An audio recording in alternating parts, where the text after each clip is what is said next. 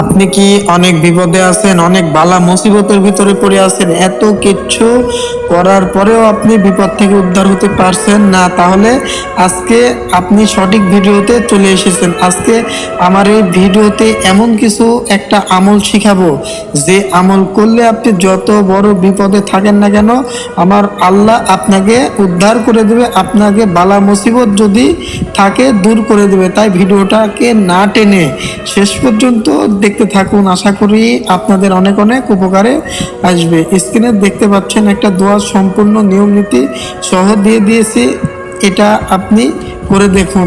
এখন থেকে শুরু করুন, একটু পর থেকে আপনার বিপদ তালা মুসিবত দূর হয়ে যাবে।